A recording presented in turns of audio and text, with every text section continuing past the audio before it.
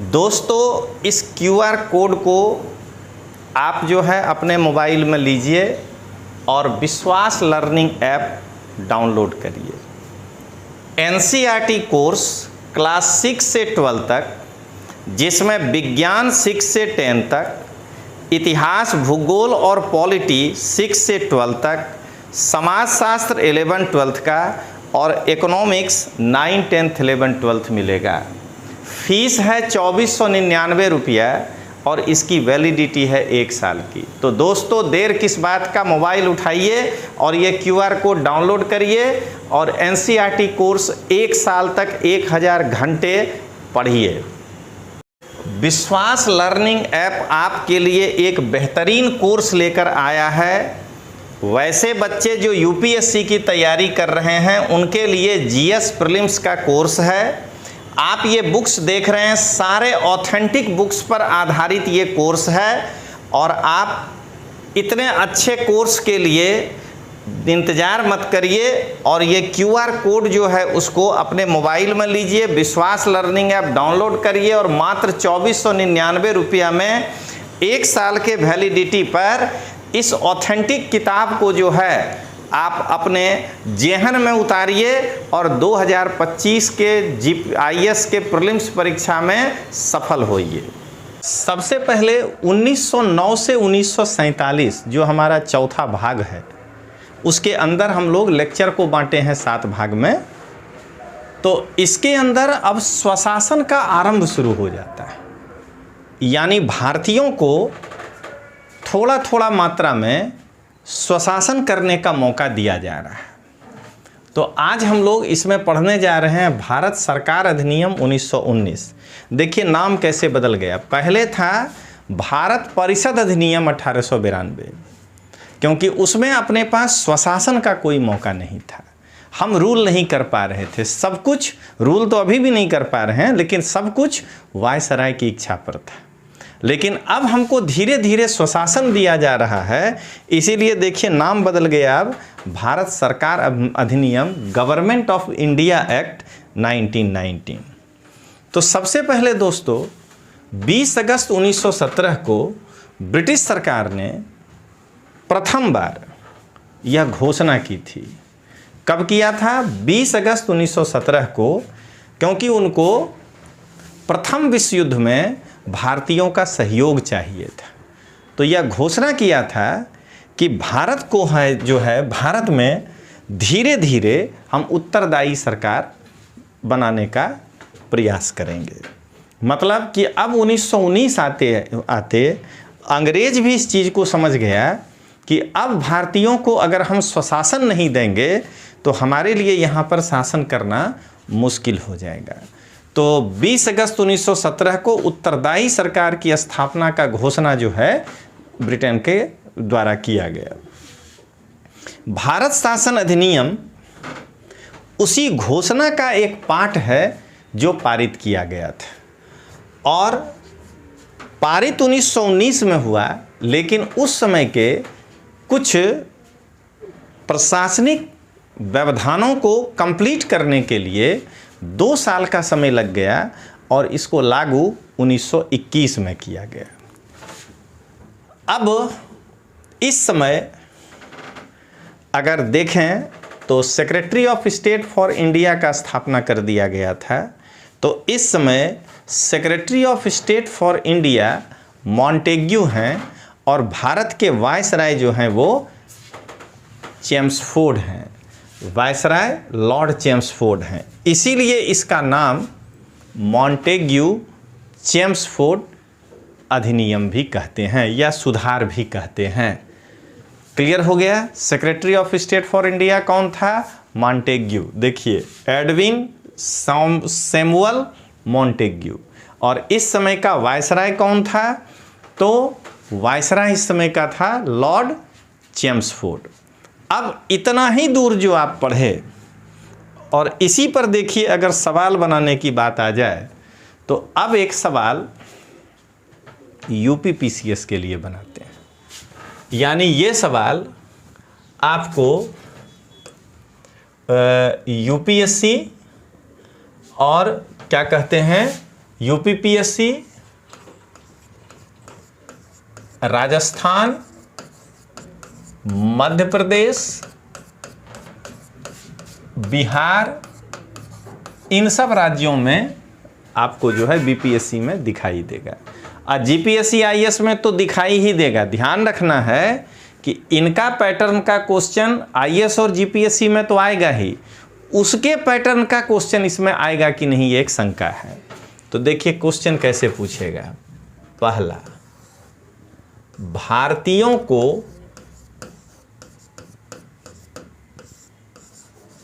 क्रमिक रूप से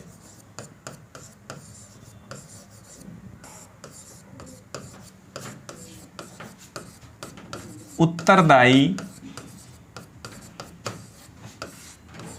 सरकार की स्थापना की घोषणा कब की गई थी?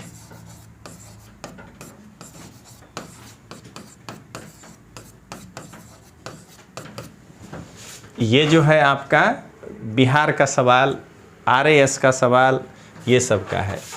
ए 17 अगस्त 1917, बी 18 अगस्त 1917, सी 19 अगस्त 1917, डी 20 अगस्त 1917। और अगर बीपीएससी होगा तो इसमें खाली एक ई बढ़ जाएगा कि उपर्युक्त में से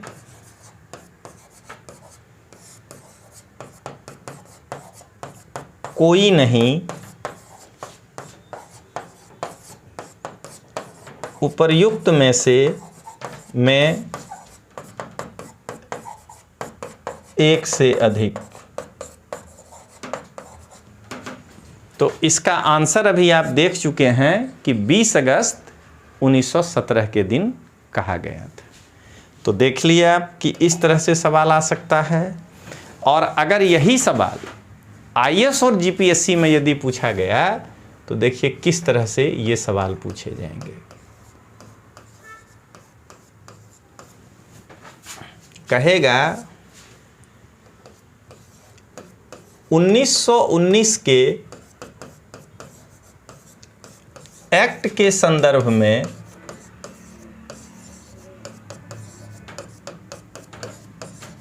निम्न कथनों पर विचार करें।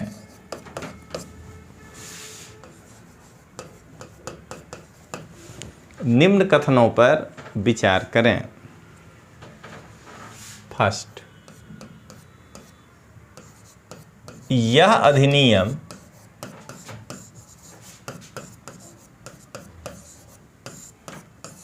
उन्नीस 1923 में लागू किया गया। दूसरा, इस समय भारत के राज्य सचिव मॉन्टेग्यू थे। 3, इस समय भारत के वायसराय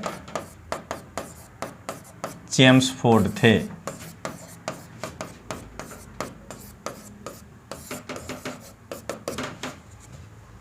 अब कहेगा उपरोक्त में से कौन सा ऑब्लिक से कथन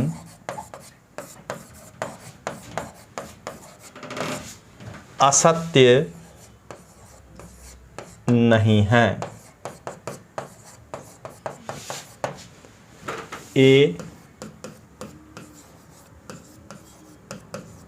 केवल 1, बी 2 3, सी केवल 3, डी 1 2 3। तो देखिए यह अधिनियम 1923 में लागू नहीं हुआ है, 21 पढ़ाए हैं, तो एक जैसे ही गलत हुआ, डी और ए गलत हो गया। अब अगर 2 सही है इस केस में तो 3 सही है ही, क्योंकि गलत ये 2 हुआ, तो केवल 2 लिखा होता तो प्रॉब्लम था। तो अब देख लीजिए, भारत के राज्य सचिव मॉन्टेग्यू चेम्सफोर्ड थे, तो ठीक तो है मॉन्टेग्यू, और ये वायसराय चेम्सफोर्ड थे, तो आंसर हो गया बी। तो इस तरह से पूरा संविधान आपको दोस्तों मैं ऐसे ही पढ़ाऊंगा, साथ में आपको हर एक टॉपिक पर क्वेश्चन आंसर भी मैं पैरेलल करते जाऊंगा। और इसके बाद हर चैप्टर के बाद बीपीएससी, राजस्थान, उत्तर प्रदेश, मध्य प्रदेश, आईएएस और जीपीएससी में जो जो सवाल पूछे गए हैं उस चैप्टर से, उसका भी मैं आपको प्री का आंसर कराऊंगा। और अंत में आईएएस और सारे एग्जाम के मेंस को देखते हुए उसका भी आंसर कराऊंगा दोस्तों। तो चलिए अब हम लोग आगे बढ़ें। अब आखिर इस विधेयक के पारित होने की क्या परिस्थितियां थी?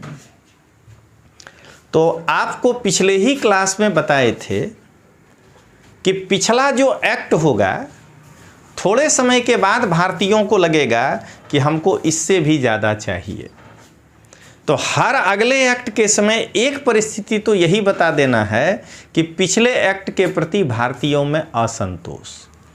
तो देखिए पहला क्या लिखा है, मार्ले मिंटो सुधारों के प्रति भारतीयों का असंतोष, ये आपका पहला हुआ।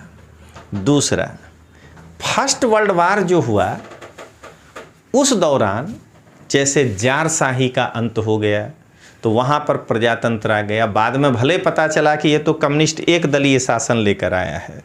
ठीक उसी प्रकार जैसे वहाँ क्या कहते हैं, जर्मनी में हिटलर आया, लेकिन लोकतंत्र के ही थ्रू आया। तो क्या देख रहे हैं कि 1917 के बाद ये जो फर्स्ट वर्ल्ड वार हुआ, उसमें भारतीयों को यही लगा कि वही देश ताकतवर था या बना जहां लोकतंत्र था।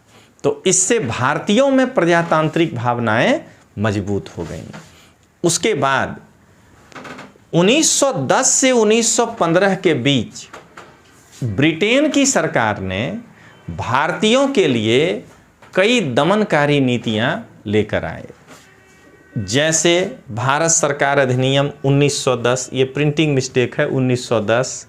भारत विद्रोही सभा अधिनियम 1911 कि किसी भी सभा को अगर पुलिस ये कह दे कि यहाँ सरकार के खिलाफ विद्रोह की बातें कही जा रही थी, तो उस सभा को इल्लीगल घोषित करके उसके नेताओं को पकड़ लिया जाता था। और फौजदारी कानून सुधार अधिनियम 1913, तो इससे जो है भारतीयों के मन में भारत सरकार के माने ब्रिटेन की सरकार के प्रति असंतोष की भावना उत्पन्न हो गई थी। 1916 में जो लखनऊ पैक्ट हुआ, जिसमें कि नरम दल और गरम दल एक हुए और कांग्रेस और मुस्लिम लीग दोनों एक मंच पे आ गए, तो उससे जो हिंदू और मुस्लिमों के बीच नज़दीकियां बढ़ी, उससे भी अंग्रेज को लगने लगा कि अगर हम कोई नया एक्ट नहीं देंगे तो क्या पता कहीं दोनों की नज़दीकियों के कारण एक बड़े विद्रोह का सामना न करना पड़े। और 20 अगस्त 1917 को मॉन्टेग्यू ने स्वयं घोषणा किया था कि चूंकि पिछले एक्ट में कहा गया था कि हर एक 10 साल के बाद एक उत्तरदायी सरकार पर हम लोग चर्चा करेंगे और एक नया एक्ट लेकर आएंगे। तो 1909 के बाद 10 साल हो गया है 1919, तो इसलिए हम 1919 में भारतीयों के लिए कुछ अच्छा एक एक्ट लेकर आएंगे। इतने कारण थे 1919 के एक्ट के पारित होने में। तो अब जरा देखिए कि अगर इसको क्या कहते हैं, पहले आज ये 3 क्वेश्चन इससे बना के आपको दिखाएंगे। पहले हम लोग देखते हैं यूपीपीएससी, एमपीपीएससी, आरपीएससी इसका सवाल। आज बीपीएससी के भी सवाल अगर वो एक ही ऑप्शन सही है तो इसके बाद एक आईएसजीपीएससी का बनाएंगे और उसी में से एक आपको बिहार का अलग से बना के दिखा देंगे। तो देखिए यूपीपीएससी एमपीपीएससी में कहेगा निम्न में से कौन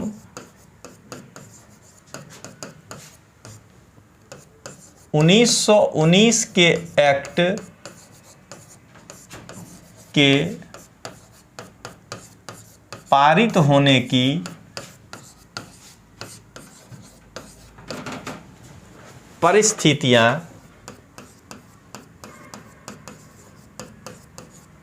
नहीं थीं।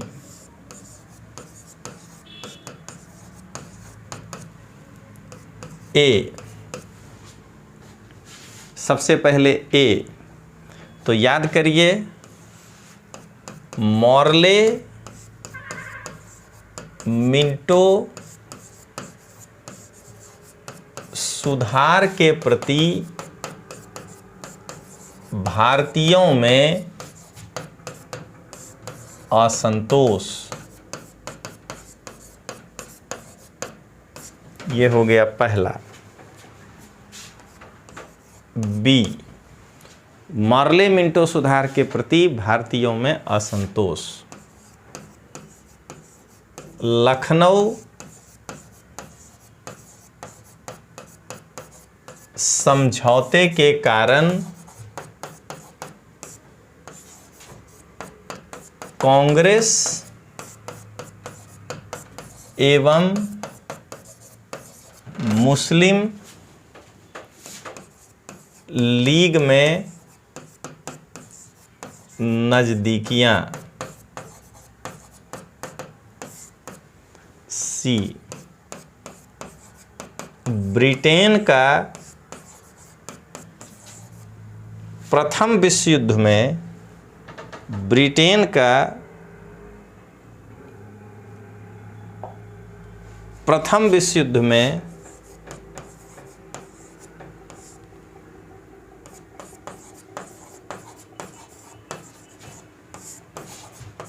विजयी होना।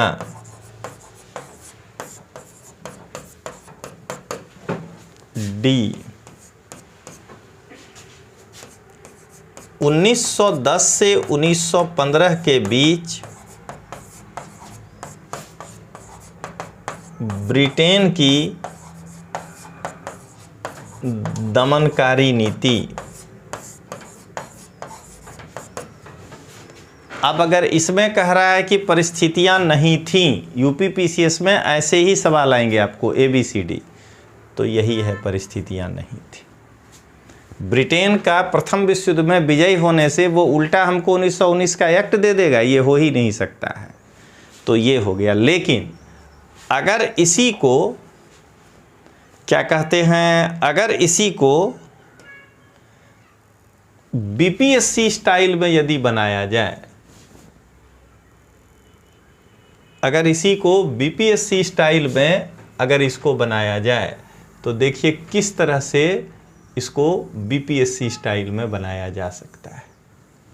ये देखिए ऊपर से मिटा दिए और यहाँ पर जो है इसको इतना सा मिटा दीजिए, बन गया बीपीएससी का सवाल। यही समझा रहे हैं कि देखिए तैयारी एक के होता है, खाली कोचिंग वाला बेवकूफ़ बनाता है लड़के को।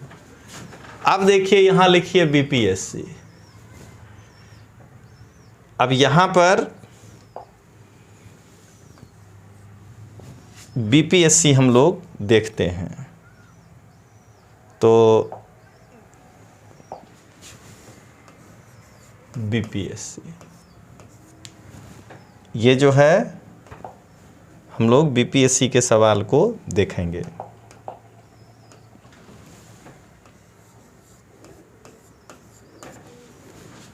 सिर्फ इतना ही करना है कि परिस्थितियां थीं, ई लगा देना है। उपर्युक्त में से कोई नहीं और उपर्युक्त में से एक से अधिक, आंसर हो जाएगा ई। ठीक है। और अब देखिए इसी को अगर बनाना हो आईएएस का सवाल फिर से, तो देखिए इसी को बना देते हैं आईएएस का सवाल। ये देखिए, ये जैसे ही आप ई हटाएंगे और ये आईएएस और जीपीएससी में तब्दील हो जाएगा। देखिए खत्म। अब आप इसमें कर दीजिए आईएएस जीपीएससी। अब इसी में क्या करिए, कर दीजिए परिस्थितियां थी, और अब की इसको मिटा दीजिए, ABCD को।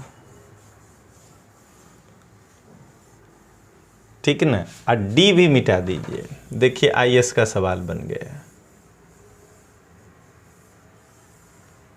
इसीलिए कहते हैं दोस्तों कि पहले फैक्ट्स पढ़ लीजिए, देखिए आपको सवाल में ज़्यादा देर नहीं लगेगा। देखिए ये हो गया। अब जो है इसके अंदर कर दीजिए 1 2 3, उसके बाद कर दीजिए ए केवल 1, बी 1 2, सी 2 3, डी 1 2 3। ये गलत है, बाकी दोनों सही है, आंसर हो गया बी। इसीलिए बार बार कहते हैं क्वेश्चन का पैटर्न तो जरूर समझना है, लेकिन पहले थ्योरी पढ़ना है। चलिए अब शुरू करते हैं अगला थ्योरी। तो ये था आपका परिस्थितियां। अब देखें इस अधिनियम की प्रस्तावना क्या था। तो सबसे पहले वो हमको क्लियर कट संदेश दिया है लिख करके कि भारत अभी ब्रिटिश साम्राज्य का अंग बना रहेगा। यानी ये कोई भूल ना करे भारत में कि इस एक्ट के आने से उनको आज़ादी मिल गई। भारत को आज़ादी नहीं दे रहे हैं, स्वशासन की ओर हम आगे बढ़ रहे हैं, उत्तरदायी सरकार की ओर आगे बढ़ रहे हैं। दूसरा कहा उत्तरदायी सरकार की स्थापना। तीसरा उत्तरदायी की सरकार की स्थापना कल ही नहीं कर देंगे, धीरे धीरे करेंगे। 1919 का एक्ट आया, 21 में चुनाव होगा, 21 के बाद 5-6 साल आप देख लीजिए, फिर साइमन कमीशन भेजेंगे। मान लीजिए उसमें नहीं मानिएगा तो गोलमेज सम्मेलन बुलावेंगे, फिर नहीं मानिएगा तब 35 में देखेंगे। यानी धीरे धीरे करेंगे। प्रशासन के प्रत्येक भाग में भारतीयों का अधिकाधिक संपर्क, ठीक तो है, हर भाग में दे देंगे, बट अंतिम जो शक्ति होती है वो नहीं होगा, वो गवर्नर वायसराय के पास होगा। स्वशासनिक संस्थाओं का धीरे धीरे विकास। जो भी संस्था, जैसे मान लीजिए संसद ही बनाना है, उसमें केंद्रीय विधानसभा कहिए, तो उसका धीरे धीरे विकास किया जाएगा। और प्रांतों को प्रांतीय विषयों में भारत सरकार से स्वतंत्रता मिल जाएगा। यानी एक प्रांतीय विषय बना देंगे कि उस पर कानून वही बनाएगा और उस विषय पर कानून भारत सरकार नहीं बनाएगा, उससे उनको हम फ्रीडम दे देंगे। अब आइए देखते हैं कि क्या प्रावधान था। तो हम सभी जानते हैं कि 1861 के एक्ट के द्वारा भारत के प्रशासन को चलाने के लिए उसको 2 भागों में बांटा गया था। एक ब्रिटेन, जिसको कि गृह शासन कहा गया था, और एक जो है बताए हैं 1861 में, देख लीजिएगा, और एक भारत का जो शासन यहाँ चल रहा है वायसराय के अधीन।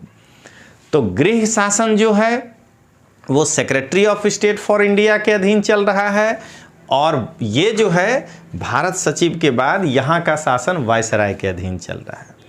तो अभी जो परिवर्तन होने जा रहा है वो गृह शासन में परिवर्तन हो रहा है। यानी भारत सचिव जो है, secretary of state for India, उनमें जो एग्जीक्यूटिव काउंसिल था उस काउंसिल में चेंज होने जा रहा है।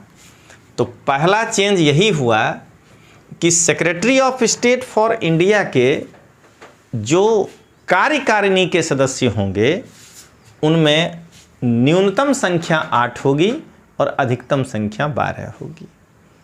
लेकिन 8 रखिए या 12 रखिए, 3 भारतीयों को रखना पड़ेगा। तो क्यों न 12 कर दें, किनका बातें नहीं चलेगा। 8 भी रखते हैं तब भी बहुमत जो है वो ब्रिटेन का ही है। तो 3 सदस्यों का भारतीय होना आवश्यक कर दिया गया और भारत सचिव जो secretary of state for India था ये एडविन मॉन्टेग्यू, उसके कार्यकारिणी में मिनिमम 8 और मैक्सिमम 12 मेंबर कर दिए गए। अब देखिए कुल जितने भी सदस्य होंगे, कुल का मतलब क्या हुआ 8 या 12, उनमें से आधे लोग यानी अगर 12 रखे हैं तो 6 लोग उनको भारत में कम से कम 10 साल काम करने का अनुभव हो। कारण ये है कि अगर वो भारत में काम ही नहीं किया है तो फिर वो भारत के बारे में निर्णय क्या ले पाएगा। अगर यहाँ से काम करके गया है तो वो निर्णय ले पाएगा। भारतीय परिषद के सदस्यों का कार्यकाल यानी इसके पहले कार्यकाल फिक्स नहीं था। अब कहा गया कि जिस दिन नियुक्ति होगी उस दिन से वो 5 साल के लिए अपने पद पर बने रहेंगे। अब तक भारतीयों के ऊपर बर्डन था। Secretary of state for India को वेतन भारतीय राजस्व से दिया जाता था। काहे भाई, काम आपका मंत्री है, वो आपके जो है संसद का सदस्य है, वो हमसे क्यों लीजिएगा। तो इसमें क्या किया गया कि भारत सचिव का वेतन भारत के राजस्व के स्थान पर ब्रिटेन के राजकोष से दिया गया। और उसके बाद एक हाई कमिश्नर जो कि भारतीय हाई कमिश्नर की नियुक्ति की गई, उनका काम है व्यापार। अब ब्रिटेन में भारतीयों की शिक्षा कैसे होगी, यानी यहाँ से जो भारतीय, मान लीजिए बाबा साहब अम्बेडकर उस समय गए पढ़ने के लिए, तो उनके वहाँ एजुकेशन का व्यवस्था क्या होगा, ये देखने के लिए एक हाई कमिश्नर की जो है नियुक्ति की गई। अगला, अगर कोई ऐसा विषय हो, भारत में एक वायसराय की कार्यकारिणी है आप जान रहे हैं, एक जो है क्या है केंद्रीय विधानमंडल, ठीक है, या विधानसभा। अगर उन दोनों में एक मत हो, वायसराय की कार्यकारिणी, तो देखिए वायसराय और भारतीय व्यवस्थापिका अगर किसी मुद्दे पर एक है, तब secretary of state for India जो है वो इसमें कोई हस्तक्षेप नहीं करेगा और वो डायरेक्टर, ये वायसराय और यहाँ की व्यवस्थापिका अपने साथ जो है इसको करने में सक्षम है। अब ये समझने के पहले ये वाला क्वेश्चन यहीं बना देते हैं और यहाँ बनाने के लिए थोड़ा लाल का प्रयोग कर देते हैं, लाल कलर में दिखेगा। तो देखिए यहीं पर एक क्वेश्चन आपको बना के दे रहे हैं, RAS, MPPSC, UPPSC और बिहार BPSC। इसमें देखिए बेहतरीन क्वेश्चन आपको दे रहे हैं, हालांकि अभी तो आपको याद ही हो जाएगा। भारत के राज्य सचिव का वेतन ब्रिटेन के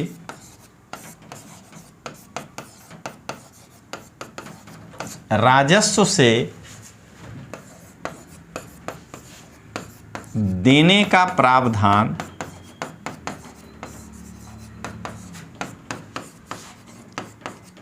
किस अधिनियम के द्वारा किया गया।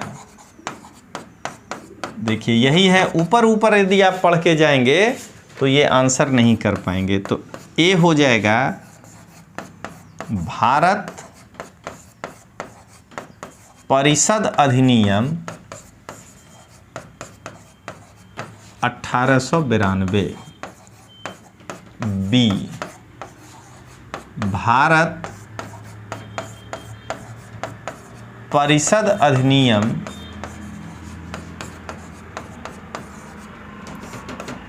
1909।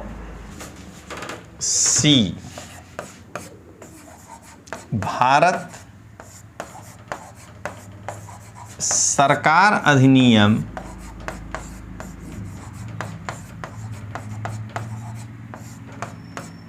1919,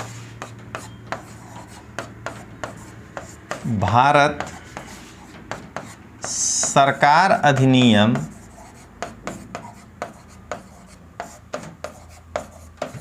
1935।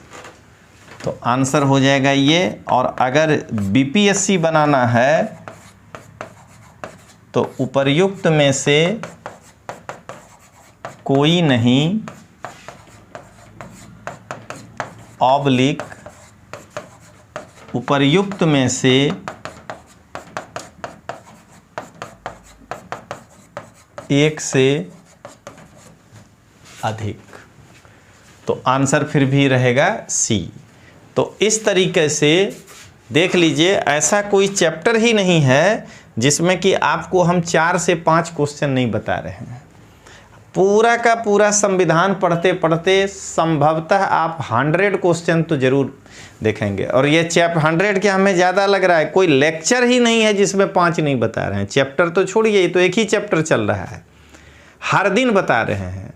तो अगर हम लोग मान लीजिए थ्योरी पर 90 लेक्चर अगर हो जाए या 100 लेक्चर, तब 500 क्वेश्चन खाली आपको ना हम ये बता रहे हैं। इसके बाद जो यूपी बिहार वाला है और आईएएस वाला वो सब जोड़ दीजिएगा तो 5000 क्वेश्चन हो जाएगा। तो चलिए अब आगे बढ़ते हैं। कैसा था भारत परिषद गृह प्रशासन में? भारत सचिव अध्यक्ष होता था।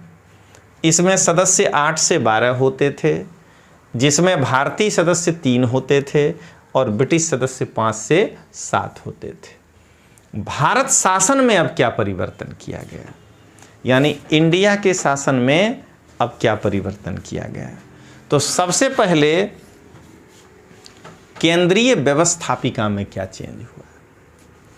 तो केंद्र में द्विसदनात्मक व्यवस्था स्थापित की गई। गुजराती में इसको बेगृहों वाली बोलते हैं और बाई कैमरल अंग्रेजी में करते हैं। इसके 2 हाउस निर्धारित किए गए। केंद्रीय विधान परिषद के अंतर्गत 2 सदन स्थापित किए गए। एक को स्टेट काउंसिल कहा गया जो कि उच्च सदन था, और दूसरे को केंद्रीय विधानसभा कहा गया जिसको सेंट्रल लेजिस्लेटिव असेंबली कहते थे। मतलब ये हुआ कि अगर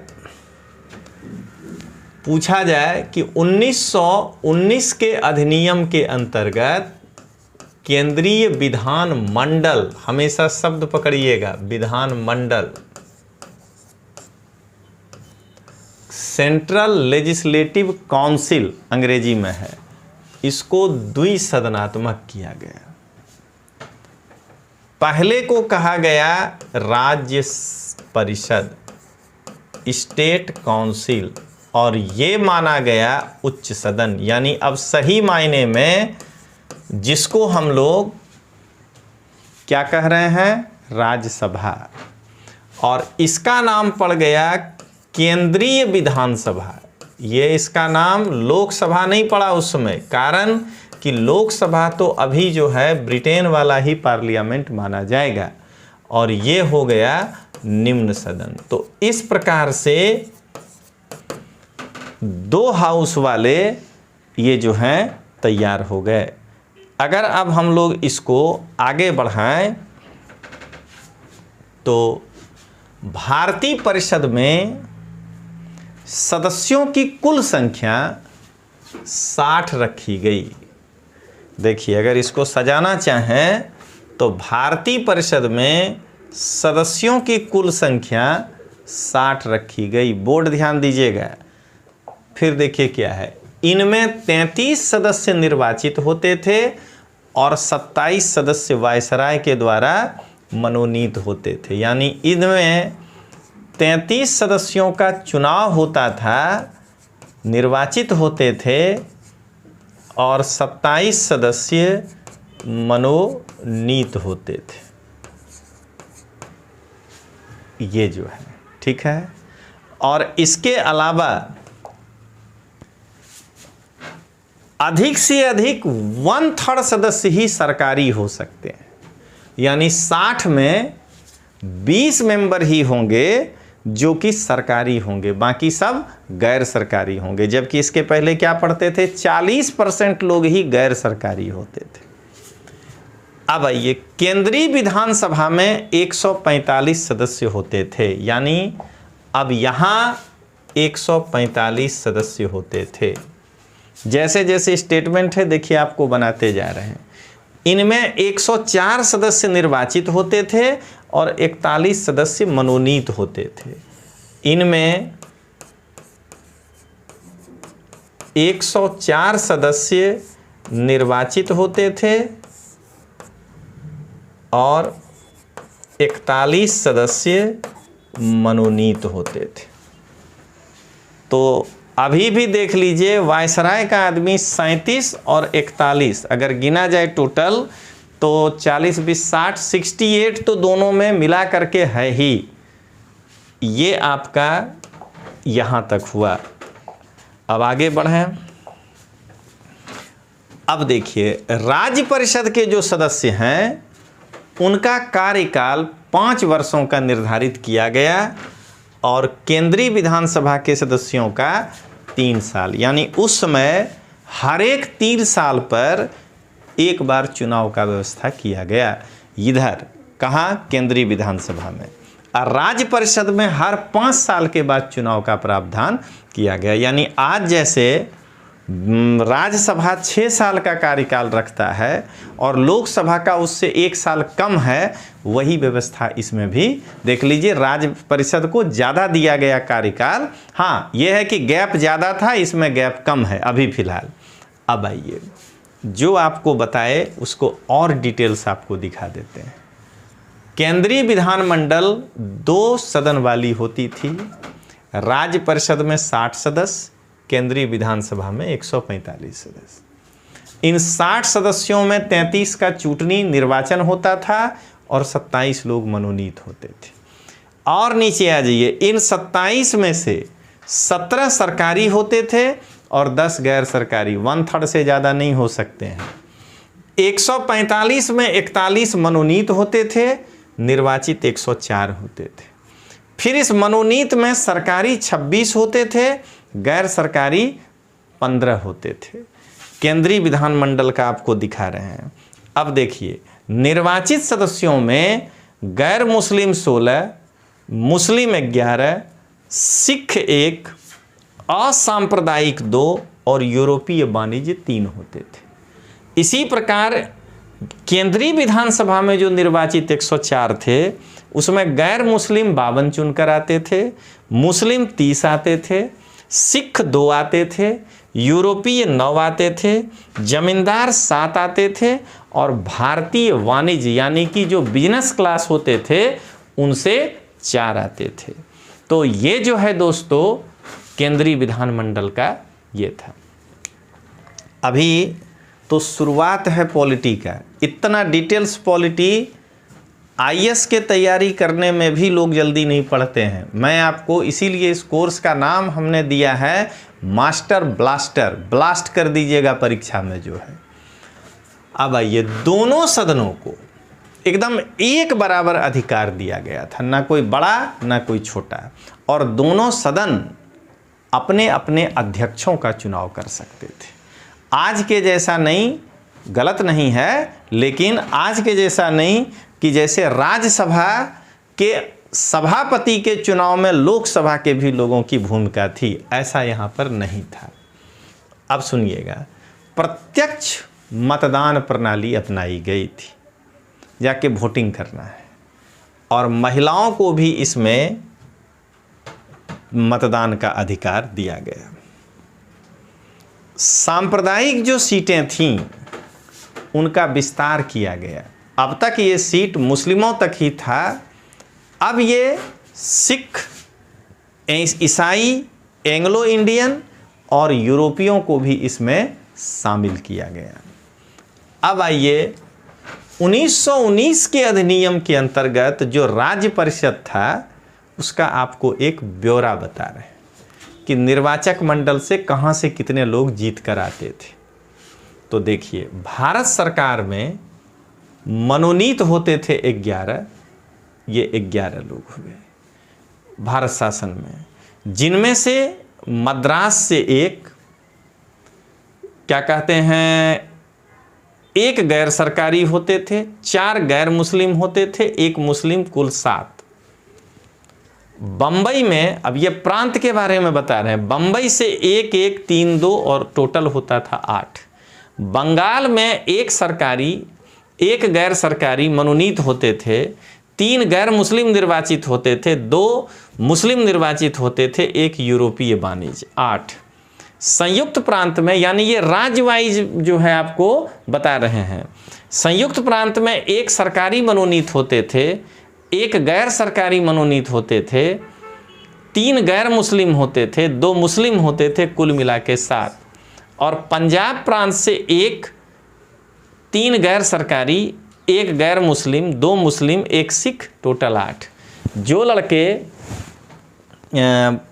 गुजरात की का तैयारी कर रहे हैं वो बम्बई वाला याद कर जाइएगा, 8 थे।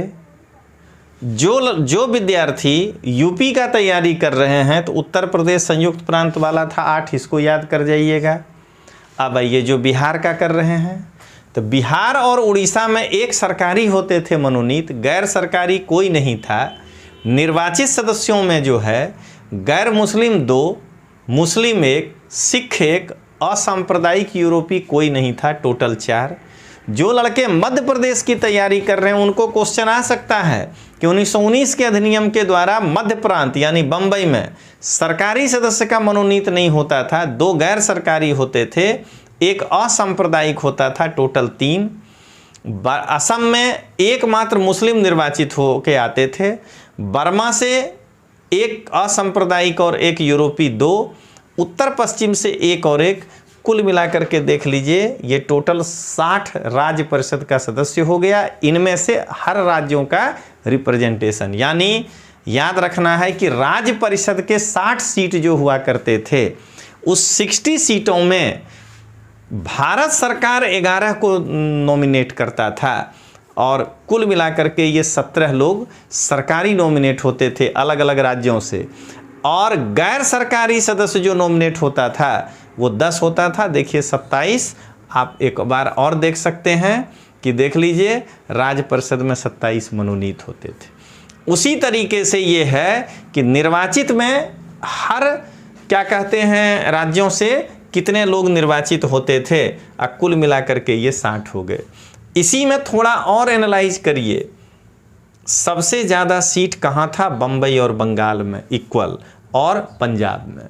क्यों? आज वाला पंजाब वो नहीं है, जो पंजाब पाकिस्तान चला गया वो भी था, इसलिए वो उतना ही आबादी वाला जगह था, इसीलिए वहाँ भी जो है बराबर हुआ करता था। चलिए अब देखिए, इसी प्रकार केंद्रीय विधानसभा जो है, उस केंद्रीय विधानसभा में जो निर्वाचक मंडल था वो कैसा था? तो मनोनीत भारत सरकार जो करता था वो 14 और 5 गैर सरकारी को 19। इसी तरह मद्रास में मनोनयन 2 होता था, 10 गैर मुस्लिम चुने जाते थे, 3 मुस्लिम, 1 यूरोपी, ये नहीं भी याद रहे तो चलेगा, 18। फिर 19 लोगों का इलेक्शन बंबई से होता था, 21 लोगों का बंगाल से होता था, 19 संयुक्त प्रांत से और 15 पंजाब से। क्या निकला कि केंद्रीय विधानसभा के चुनाव में सबसे ज़्यादा सीटें बंगाल को थी।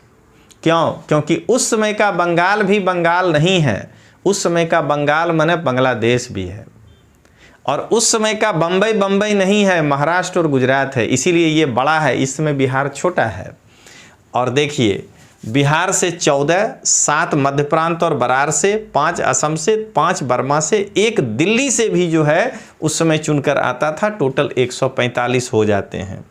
तो और 26 सरकारी मनोनीत होते थे, 15 गैर सरकारी होते थे, कुल मिला के 41। अब आइए, वायसराय की कार्यकारिणी के सदस्यों की संख्या 8 निश्चित कर दी गई, जिसमें कम से कम 2 भारतीयों का होना आवश्यक है। ठीक तो है, secretary of state for India जैसा ही तो चल रहा है कि वहाँ 8 से 12 किया गया, जिसमें 3 भारतीय। यहाँ जो है एक बार में कहा कि नहीं अब 8 ही रहेंगे, 8 से 12 नहीं होंगे, इनका ये हुआ। केंद्रीय व्यवस्थापिका के सदस्यों की संख्या में वृद्धि कर दी गई। अब कितना किया जाए, 60 और 145 कर दिए दोनों, तो ये कर दिया गया। इनमें 70% लोगों का निर्वाचन होता था और 30% लोगों को गवर्नर मनोनीत करता था। प्रांतों में द्वैध शासन की स्थापना की गई थी।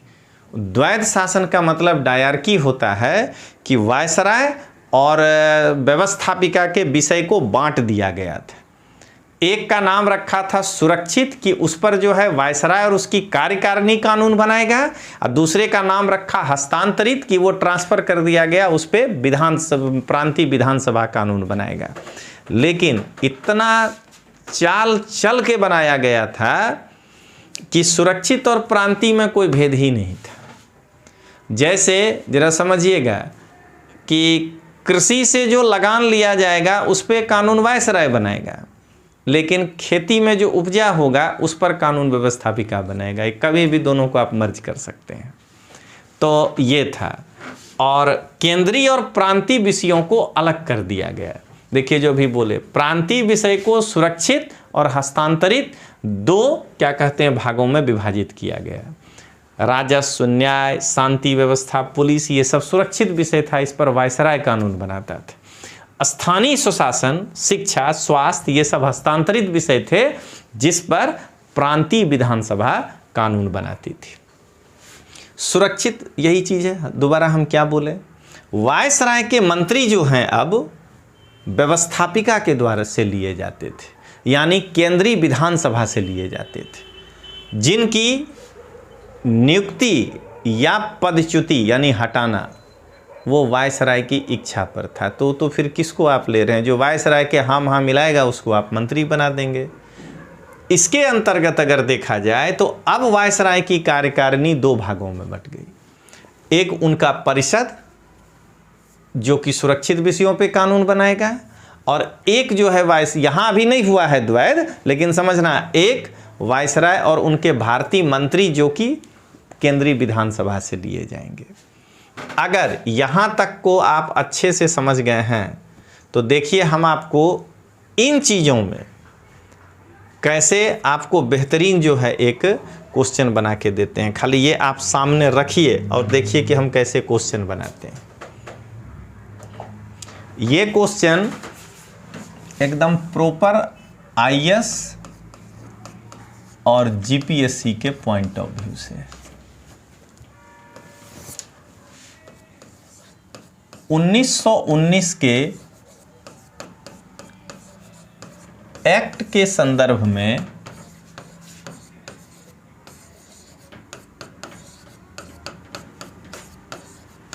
निम्न कथनों पर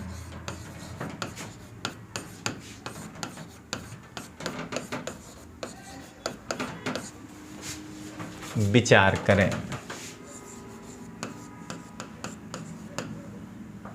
फर्स्ट देखिए, आपको दिखा के बनाते हैं। राज्य परिषद में मद्रास, बम्बई और पंजाब के सीटों की संख्या बराबर थी, लेकिन देखिए इसको हम क्या बदल देते हैं। राज्य परिषद में पंजाब एवं बंगाल में सर्वाधिक, ये जो शब्द लिख दिए ये गलत हो गया, नहीं तो खाली 8 लिख देते तो गलत नहीं होता। सर्वाधिक 8 सीटें थीं। दूसरा, ये 2 स्टेटमेंट वाला स्पेशल बना रहे हैं। देखिए दूसरा, अब अगर हम लोग आ जाएं राज्य परिषद के बाद केंद्रीय विधानसभा, तो उसमें बंगाल से सीट सबसे ज़्यादा था। अब इसको अगर हम इस बार दोनों गलत करने के मूड में हैं, देखिए केंद्रीय विधानसभा में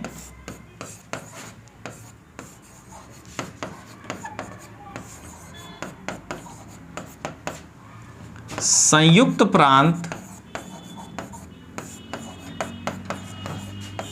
में सर्वाधिक 21 सीटें थीं। ये भी गलत कर दिए स्टेटमेंट। जबकि आप क्या देख रहे हैं कि सबसे ज़्यादा सीट बंगाल में था, 21 सीटें। अब आइए, उपरोक्त में से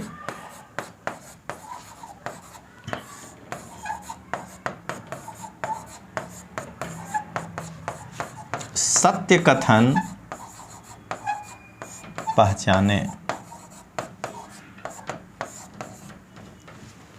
ठीक है, ए केवल एक, बी केवल दो, सी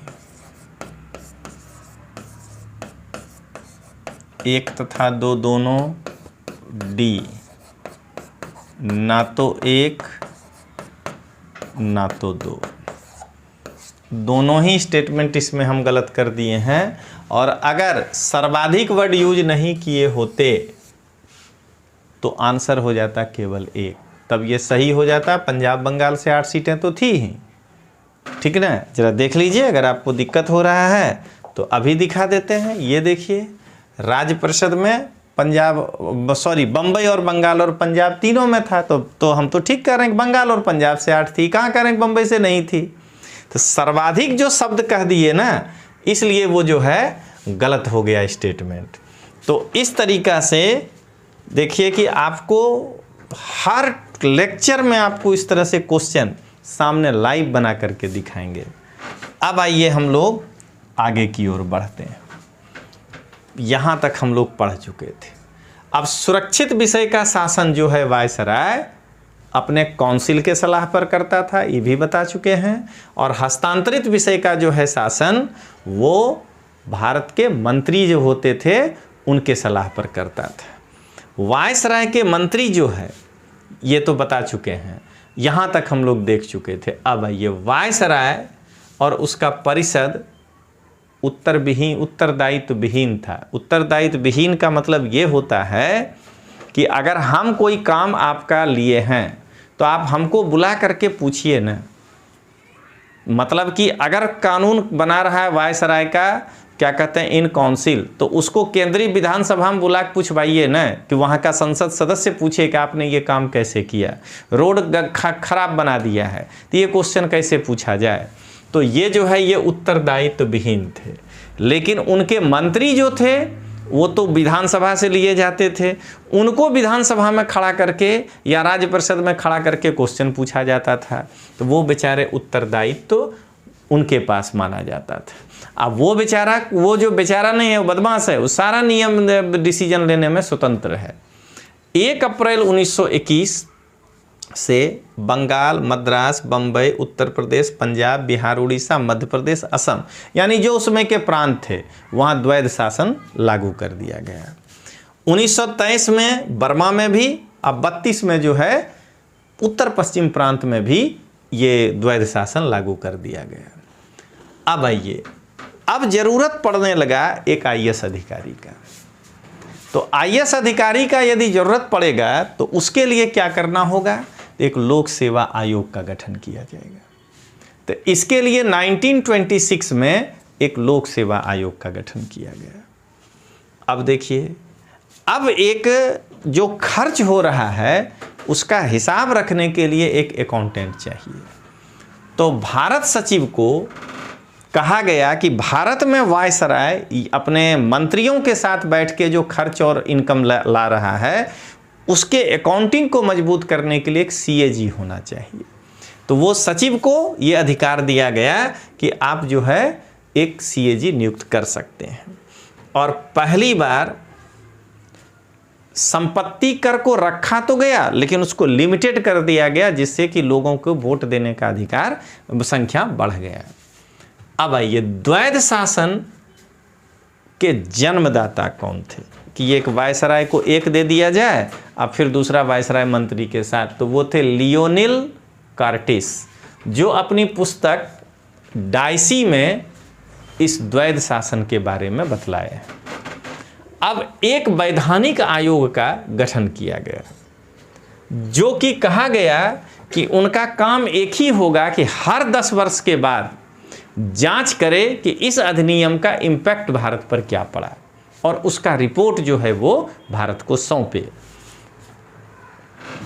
अब आइए 1919 के अधिनियम के अंतर्गत जो प्रांतीय विधानसभाएं बनाई गई थीं उनका ब्यौरा क्या था। तो देखिए, मद्रास में 98 सदस्यों का निर्वाचन होता था, 23 जो हैं वो मनोनीत होते थे, 11 विशेष वर्गों से यानी मद्रास से 132, बम्बई से 114, बंगाल से 140 यानी सबसे ज़्यादा फिर बंगाल, संयुक्त प्रांत से 123, पंजाब से 93, बिहार उड़ीसा से 103, मध्य प्रांत और बरार से 73, असम से 53 और बर्मा से 103। जो भी विद्यार्थी जिस स्टेट का एग्ज़ाम देने जाएंगे वो आपको याद रखना है। बीपीएससी देना है तो 1919 के अधिनियम के अंतर्गत बिहार उड़ीसा से कितने थे, 103। मध्य प्रदेश अगर आपको देना है तो मध्य प्रांत और बरार से कितने, 73। अगर आप बीपीएससी ये आरएस का एग्ज़ाम दे रहे हैं तो उसका इसमें नाम कोई नहीं आ रहा है अभी। लेकिन अगर आप उत्तर प्रदेश दे रहे हैं तो संयुक्त प्रांत से 123। तो आपको अपने राज्यों के हिसाब से इसको याद कर सकते हैं। बस इतना ही करना है अपने अपने राज्यों में। जैसे मान लीजिए कि अब आपको अगर हम विधानसभा पढ़ाने जाएंगे, लोकसभा में तो कोई चेंज नहीं होगा, तो इतना ही न करेंगे कि भाई सब बताने के बाद एक राजस्थान के विधानसभा अध्यक्ष का लिस्ट, मध्य प्रदेश के विधानसभा अध्यक्ष का लिस्ट, गुजरात के विधानसभा अध्यक्ष का लिस्ट, यूपी के, बिहार के, और जो हम जितना स्टेट को हम फोकस किए हैं उतना आपको बता देंगे, तैयार कर देंगे। अब आइए, दोष क्या था। तो प्रांतीय शासन को जो हस्तांतरित और क्या कहते हैं इसमें बांटे थे आप, सुरक्षित और हस्तांतरित, वो शासन के सिद्धांत के विपरीत है। क्योंकि वायसराय मनमानी करेगा ही, मान के चलना है। वायसराय के कार्यकारिणी के जो परिषद थे वो एग्जीक्यूटिव के जो 5 मेंबर, इधर से जो मंत्री आते थे, उनके बीच कोऑर्डिनेशन ही नहीं था। क्योंकि वायसराय के कार्यकारिणी के लोग अपने को सुपीरियर मानते थे और मंत्रियों को लगता था कि हम तो जनता से चुनकर आए हैं और तब हमको वायसराय चुना है, तो इसलिए। और आरक्षित और अभी बताए हस्तांतरित विषय में भेद करना बहुत मुश्किल था। एक एक पॉइंट पर जो है वही खेती और महसूल उसका। भारत के जो मंत्री थे, भारतीय मंत्री, उनकी स्थिति बेचारे की सैंडविच की तरह थी। अगर वो वायसराय को खुश नहीं रखे तो वो उसको पदच्युत कर देगा, और वायसराय को खुश रखने में अगर वो केंद्रीय विधानसभा के नीति के खिलाफ जाता है तो वहाँ उनको बुला के खिंचाई करने लगेंगे ये लोग। तो उनकी स्थिति जो है बहुत खराब थी। जो नौकरशाह थे, जो 1926 के एक्ट के बाद जो बनेंगे आईएएस, इसमें वो नहीं लिखा गया कि वो मंत्रियों के अधीन काम करेंगे। तो उनके बीच में समन्वय नहीं था, मंत्रियों की बात को वो अवहेलना कर देते थे। और अखिल भारतीय सेवा, ऑल इंडिया सर्विस 1926 के बाद आईसीएस, उनका वेतन, निलंबन, पदच्युति और हस्तांतरण कौन करता था? Secretary of state for India. वो आईएएस मंत्री तो छोड़ दीजिए, वायसराय से नहीं डरेगा कि भाई आप हमारा ट्रांसफ़र तक नहीं कर सकते हैं। तो हम इसीलिए हम इस चीज़ को सीखे और इसीलिए हम कहे कि आईएएस और आईपीएस जब राज्य में जाएगा तो उसका ट्रांसफ़र पोस्टिंग मुख्यमंत्री करेगा, नहीं तो वो गिनेगा ही नहीं राज्य के मंत्री और मुख्यमंत्री को, कहेगा मेरा तो ट्रांसफ़र पीएम करेगा, तो हम उसकी बात सुनेंगे। तो इस चीज़ को हम अनुभव के साथ सीखे। तो ये था दोस्तों हमारा 1919 का अधिनियम, और इंतज़ार करिएगा इतने ही शानदार तरीके से 1935 का एक्ट भी पढ़ाएंगे। तो तैयार रहिएगा दोस्तों अगले क्लास के लिए। तब तक के लिए मिलते हैं हम लोग। जय हिंद, जय भारत।